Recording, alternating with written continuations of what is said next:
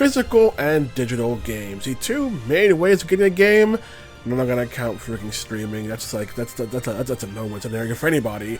But the two main ways, each have their own pros and cons. I prefer physical games, having a more physical release, everything. But there are many pros having a digital release, especially with current systems like Nintendo Switch that I'll get into. Granted, some of the ways people talk about digital games makes you think they're in some weird bizarro land, and some of the ways people try to bash digital games as well. It's like, let's go with the main positive physicals, such as you own a game that's in your hand. That's what they're saying. But it's one of the main things that people like physical copy. It's a thing they own in their hands, and no one can take it away from them outside of robbery. So, just one of those things that's one of the big perks. Plus, with physical games, it means you're able to walk into a physical storefront and look around and see what they have there. Seeing all box arts, everything, although some box arts do have to be altered because the ESRB, that's the ESRB or just the stores themselves, have a thing where there are some box arts that you're not allowed to have. Top of my head, Senran Kagura franchise coming to have a different box art because of that when it came to later releases, and also some games just broke some rules, like for example, Shoma Tensei Strange Journey Redux. Oh, you can't have a gun pointed at the viewer, or even Persona 5 Strikers, where in the Japanese box art, oh, it's Ryuji getting hit in the head, but you can't show that in an English storefront, so instead they changed the artwork slightly to accommodate. But being able to see the thing in person and look at it gives people more of the sense of they're able to gain more information from it, even if honestly you're getting less information than a digital release. But it's one of the big benefits, especially since it's storefront. You also have people physically there. They can also ask about a title. There's many people I know, many and overall in the world, who will say one thing they love is just the practice of going to a store, seeing what's there, and just picking something up just because of the hell of it. Although nowadays, that's not something people really do as much, or honestly should not be doing as much with how games have changed. Another positive towards physicals is also special editions, where you get unique bonuses that will rack up that price tag up the wazoo to ridiculous degrees. And what people like in a collector's edition, it depends on the person. Like, I would like collector's edition stuff more like art books and music, typically the whole OST, not just one of those, here's a mini OST sample, no, give me the whole goddamn thing, I'm spending this much money kind of thing. Although there are some people who care more about figurines and stuff like that they care more about a special edition. That I'm not the kind of person.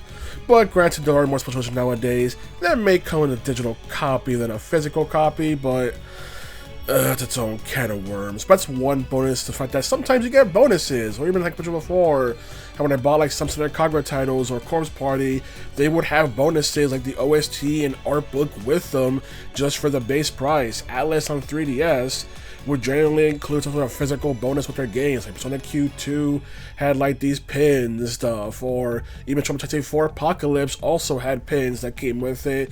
So they were also extra good. Persona 4 on PlayStation 2 came with most of the game's OST on a separate disc just for buying a goddamn game, the physical release. That's something you wouldn't get as a digital release. So that's just one of those things where it's like, there's just cool bonuses like that. You also have the fact that with physical copies, you can find copies of games many years after the console has already been gone. Now, granted, some of those games may end up being scalper prices because of reasons, but at least you can just find those games where a digital game was only a digital release. You may not be able to find it ever again whatsoever, because it was only offered on a digital storefront that no longer exists. Now for some of the cons, and yeah, while some games could exist many years after their console's gone, there are some games that just don't have many copies printed, so their prices may end up increasing super fast in the future since not many were made, and will reach scalper prices you want to play the game on official hardware and everything. There's one of those problems where many games never got a digital release anywhere else, so that's one thing where it's like your only option, specifically on official hardware, because emulation is always an option, but you want to play on physical hardware, you do have that hunter aspect where trying to find the game may be a problem. Hell, I remember even as a kid trying to get some games that were brand new at the time, like Mario & Luigi Parties in Time, and having to go to another state just in order to find a copy because all the copies where I was just bought up. I remember one time I tried to get Bayonetta 2 on Wii U. This is years after Bayonetta 2 came out, everything, I managed to apparently get the last copy in my state. And it was like one of those things where, yeah, some games will become very rare because of some reasons. Bayonetta 2 also came with the first game on Wii U as well. So, I mean, my reason why people would end up trying to get that. I have to mention this one is way more situational, but you also have stuff such as the .hack series, where .hack Volume 1, 2, 3, and 4 came with this bonus disc called .hack Liminality that generally gave you more into the world of .hack, typically seeing what was going on outside the MMO, the world. But these discs were something that's packaged with the game, and there are some games that may have extra stuff like that that you may not get if you get the game down the road, because some people may have lost a disc and everything, or people want you to pay extra for liminality since technically you don't need it in order to actually play .hack, but it's clearly something that was intended for when you play the game. Or some games, which in the PS3 360 era, would come with bonus codes for stuff in their boxes that you may not get anymore. Granted, there are services like GameFly that will get you a new code when you purchase a used copy of a game, but we're talking about an era when it was way more common to have those codes be part of the physical release. Or what if the case is missing? Because many people are a stickler of wanting the case and artwork when they buy a used copy. And yeah, you had those trash GameStop replacement cases, but there are some games where having a case is just Rain has to have, whether it be the kind of artwork. I mentioned for .hack, you line up all 4 games and this kind of artwork, or something where the box art is vital to the game, like Metal Gear Solid 1 on PlayStation 1 or the Twin Snakes on GameCube, where you actually need the game's box art in order to actually progress in the game. I won't say how, but it's something that you need. Granted, you could just look it up, look at the box art, everything, but it's one of those things where the intended experience was for you to examine the game's case, and so not having the case, if someone lost it, pretty much detracts from the experience the developers had for the game. This one's very specific, but when it came to handheld games, especially in the Game Boy Advance and Nintendo DS era, there would be people who would keep losing their games because of how small they were, which made it easier to misplace them. I swear there's a copy of Pokemon Ruby and Sapphire somewhere here that has been gone for literal decades, and I can't find it, but one of these days it will pop up. I swear, it has to be somewhere here. The game's supposed to vanish. They don't just go to the ether. It's not X Death Point into the void. But it's one of those things where some games could just get lost because of how small they are. Or, when it comes to those games, like Game Boy Advance and DS, there are people who may forego having a box because they had like special binders and stuff to make it easier to carry the games around, where having the boxes is now seen as inconvenient because of needing to swap games out of the physical handheld device. Now for the upsides in digital releases, where the main thing being is convenient. That's it. It's convenient for a lot of people, especially when it comes to platforms like Nintendo Switch, where having a huge micro SD card in your console and a digital library means that you can essentially swap between all the games on your Switch very fast and conveniently when you need to swap out cartridges and everything, which is very handy for a lot of people. It's why I've seen many people praise digital games, because they find the act of switching out cartridges to be the most annoying thing on the planet. Have y'all owned any handheld devices in your life? Because that's what it screams to me that you have not. But I mentioned in a previous video was the fact that digital storefronts, all the information on the game is displayed, and with more modern storefronts, you can also see stuff like community hubs or reviews for games as well, so it gives you all the stuff you need to know on a game, way more than the back of a box to a game can even display. So it's the thing where it's like, hey, you want to know about the game? I know everything about it? Here you go. But, like I said in the previous video, it feels like people don't take advantage of such a feature because people go to a digital storefront when they already know what game they want to buy, and they go to a physical store when they don't know what they want. So it's one of those things that, despite having this handy feature, feels like people don't really use it much. Another positive is that while both aspects do go on sale, you have the fact that digital games can go on sale honestly whenever the developers feel like it, and can be way more constant throughout the year compared to physical releases, which is generally just during certain events. Granted, how good the sale is can vary because, you know, maybe a physical has a buy two get one free sale, and Target usually does, or digital sale may have, hey, this one's gone very cheap digitally, and while the physical is on sale, it's not as deep of a discount by comparison. So it's one of those things where digital tends to, for the most part, have better sales compared to physical. Granted, your miles may vary when it comes to mom and pop shop, because sometimes they just give you a deal for hell of it. Remember when I bought Final Fantasy 5 and 6 for PlayStation 1? They gave me this one of Final Fantasy 9. I told them I was to be part of it. They just wanted to give me a disc one of Final Fantasy 9. I had a physical copy of this one of Final Fantasy 9 for some reason. Apart from the digital, for developers, it's the convenience of just being able to release your game that way, rather than go through the process of a physical thing and everything. So many developers, especially indie developers, like being able to just release their game when they want to. Granted, those developers may very well also want to release a physical version down the line, and there are many developers, hell, even big developers, who will release a physical copy down the line. Like Dead Rising Deluxe Remaster came out digitally first, then months later physically. The Marvel's Capcom Collection, same thing and everything. Hades 2 is coming out at the time of this recording very soon. Physical release down the line, everything. So you can see why developers also like that aspect. On top of the fact developers are supposed to get more revenue from digital releases, so for a developer aspect, you can see why they enjoy digital releases. Now for the cons when it comes to digital releases, which is first one, if the game's only released digitally and the storefront goes down, it is gone. Hell, sometimes developers may end up playing their game, sometimes for a licensing reason or whatever, and if it's only released digitally, the game is gone. So that's one of the downsides people don't like.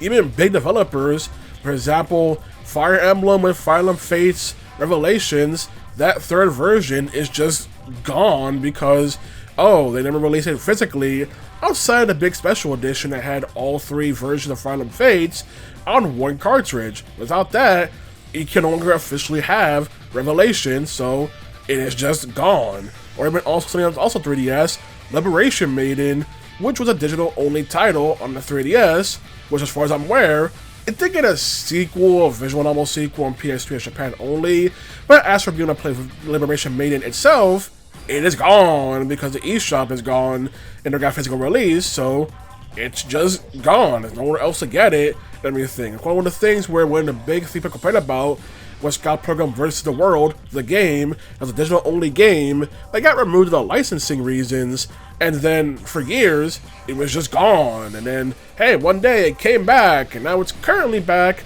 and there are physical releases that exist, but I'll get more to that physical release and everything, but it's good that it came back, it wasn't just gone forever outside of something like emulation. Now, down to the digital, is the fact that you can't share or resell your digital copies because of the fact of, oh, the digital and the download to your system and everything, so you can't resell them if you want to, or even share them with a friend, unless they're doing methods that the publishers and companies don't want you doing. But ideally, you can't share them. You just can't. There have been services that do try to add a sharing system to it, like Steam and family sharing, that, for I've seen for years, has worked very well, although Steam family sharing is the reason my Yakuza Like a Dragon save file is bugged, so it's not absolutely perfect.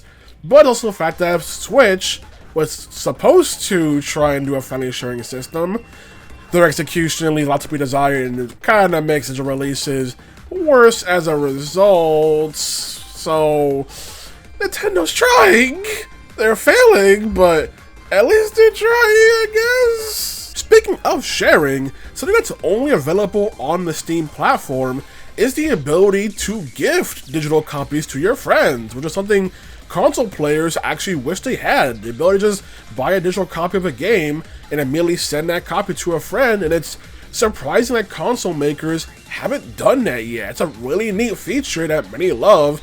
I use that a lot. I just go over Fred and be like, oh, they like this thing? Guess what? They now own it. F you. Here, take it. Take my generosity. This kind of thing.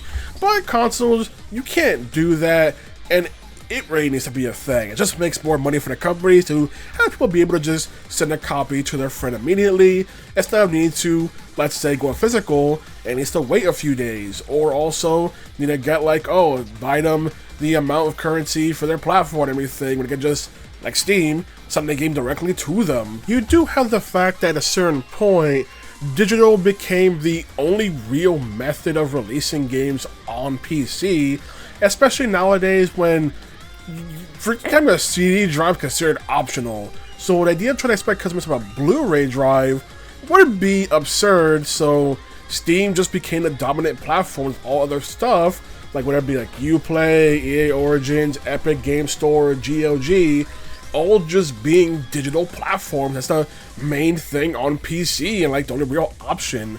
Only certain indie games may still have physical release, and the game's big enough to where it fits on a DVD drive. That's about it.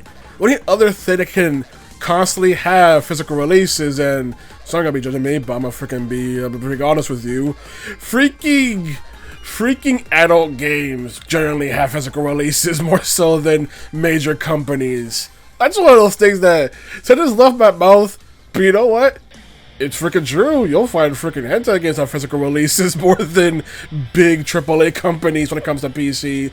So people rarely actually use physical on PC when it comes to that. I mean, I still have certain physical PC games. I got a physical copy of Sonic Heroes, and I still have my original copies of freaking Guild Wars Prophecies, Nightfalls, and Factions.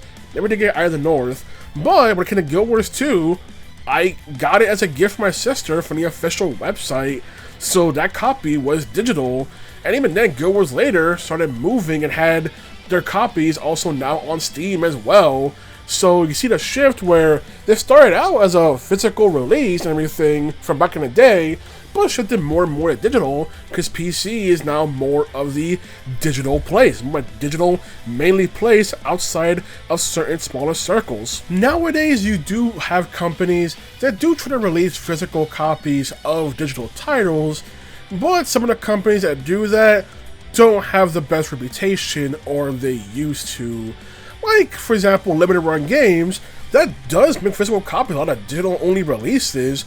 And nowadays, doesn't matter what the scale of the company is, if they want to do a project, they'll do it. Like recently they announced how Star Ocean The First Departure R is getting a physical release through them.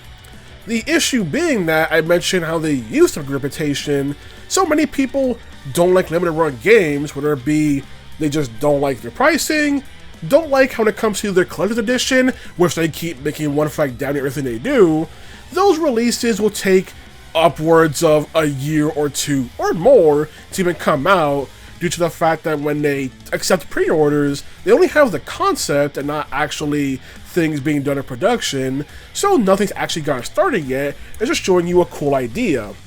Top of the fact that some cool ideas they have may end up being grander than anticipated, or they may end up removing stuff and shifting things to the project that burns people out. Like, limited run games could be an entire video in itself, and there are many people that did it better than me. But I have bought from them, such as I bought the physical PS4 releases of Jak 1, Jak 2, Jak 3, and Jak X Combat Racing, which is how I played them for the first time ever, and I got a bonus copy for Jak 4 that is not actual games, it's a cover in a box, but also came with a special Jak 4 theme for the PS4. Makes it all the more annoying that PS5 removed themes, but it was a cool bonus. I was like, wow, that's amazing. I also bought Scott Pilgrim from them when they made the physical copies for Scott Pilgrim vs. the World, the game.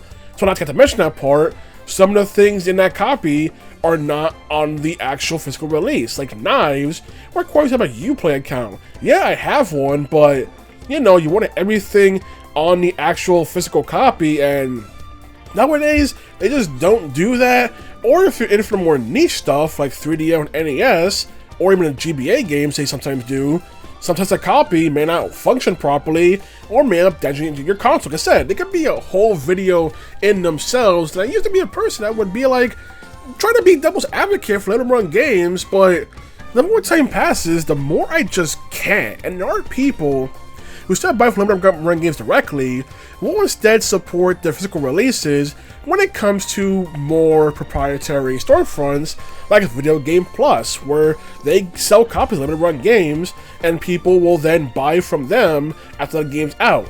Granted, I feel like you're just doing this thing through more steps, but some people prefer buying from Video Game Plus because at least they can give you an actual box for your release, and goddamn it, I can't believe they charge like $8 shipping and they no longer give you a box of limited run games. What the actual hell? But speaking of Video Game Plus, they also do their own reprints of many games. Like, I own a physical copy of the remaster of Odin Sphere, and that copy was I got from Video Game Plus. They did a reprint, as they often do. Yes, the reprint is more expensive than buying it digitally, but the fact they do reprints is freaking cool. I also bought their reprints of the Xenoblade titles, can own a physical copy of Xenoblade 1 and 2, and now I do. And the reprint of Xenoblade 2 that Video Game Plus did actually contains all the updates on the cartridges, which is even more amazing that they did that, which is freaking cool.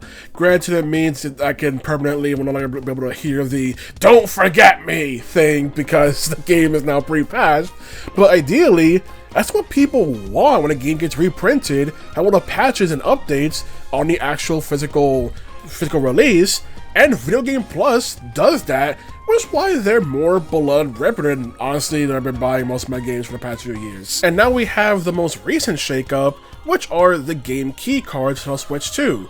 The positives being, yeah, it's a digital release, but now they can resell it, they can share it, and stuff like that, which is a cool plus when it comes to game key cards. However, the negatives far outweigh the positives. It's basically, you don't have the convenience of digital, and you don't have the upsides of physical, because it's basically a digital copy to always put your cartridge in if you want to use it. So the pros are completely outweighed by the cons. On top of the fact that I already mentioned how if digital storefront goes down, buy your digital library. So once that happens for this, digital library is going to be gone. Now the reasoning for game key cards has to do with freaking cartridges and how the base size is 64 gigabytes, and some developers don't want to spend that much if their game's like really small. So you can understand why they would do it. Or now we've seen now with Final Fantasy VII Remake integrated coming to Switch 2, is some companies will opt for it if their game is too large. Remake integrate being around at 88 to 90 gigabytes makes it so where Square Enix chose to make it a game key card. It's one of those things where it's like, damn if you do, damn if you don't, and it just becomes more frustrating that this is now the main method that's used for Switch 2, and is a reason why people don't like it. Granted, Nintendo themselves will not use game key cards, they always put their games on an actual cartridge, but it's the fact that most third-party companies are probably going to start doing this because it's the most cost-efficient thing for them, so which you can see why they do it, is the fact that as a customer, you can also be disappointed and annoyed by the fact that they're doing it. Despite all the things I mentioned about people don't really like limited run games much nowadays, at least they put their games on a physical device, so people like, they'd rather have that than a game key card and everything. So this is one of those things where even the thing that people will generally complain about, they'll be like, at least you do what you're supposed to for the most part. I mean, maybe half the part. Listen, like I said, the more games can be an entire video on itself, but I'm not the most qualified to pretty much handle that. I just wanted to ramble the whole pros and cons between both forms, and okay, when I was talking about cloud streaming, thoughts about cloud streaming. Cloud streaming is crap because of the fact that not only is it issues at digital where you don't own it, but your performance on the game depends on how well the cloud stream is optimized, which in a lot of cases, it won't be. So you're not only not even getting an actual digital release where the game can run fine, you're getting a version that you don't own, is being streamed to you, and may just play like crap, and why people don't really like their streaming option when it comes to it, or the whole cloud streaming. It's why stuff like the Kingdom Hearts releases on Switch got so much hate, so people are wishing that the Switch 2 gets an actual native release, so that way Switch fans can enjoy Kingdom Hearts like everyone else has been for years and everything, you know? So, as I said about cloud streaming, it's just actual trash, and even in the quote-unquote ideal conditions, it still doesn't work right. We're talking about physical digital because, like I said, they have their own pros and cons that people generally go back and forth on, and like I said, nowadays things are shifting more and more towards digital. Another issue of game key cards, also meaning that every game key card on Switch is basically a digital release, so there is no actual physical copy, like barely default on Switch 2. Oh, it's now just a digital release because it's a game key card and everything, and the people end up preferring to just get a Switch 1 copy over the Switch 2 copy, which is one of those things that's so baffling. People rather prefer getting a copy for the older hardware because at least it'll be a physical copy than if they bought it on the new hardware, you know? Just want to ramble about for digital. Go out there, play games, whether it be physically or digitally, whichever you prefer. Do you get the convenience factor of digital, or do you just prefer the ownership of physical? Everything. Either way, at some point, we'll all see the hell of the scalper prices when it comes to old games, or some games vanish forever. Even though emulation exists, so they won't vanish forever. Less companies take those down. Actually, I just remember I gotta bring up how PT, a digital only release, got taken down by the company who owned it, Konami, because they want to scrub it from history. Dick move. But hey, look at another thing. A digital release, it got scrubbed. And I mean, it got scrubbed. Even if you downloaded it, they could just make it so you can't play the game anymore. It's the kind of power a company should not have over a digital release. And like I said, go out there, play games, physical, digital. Alrighty then, good day.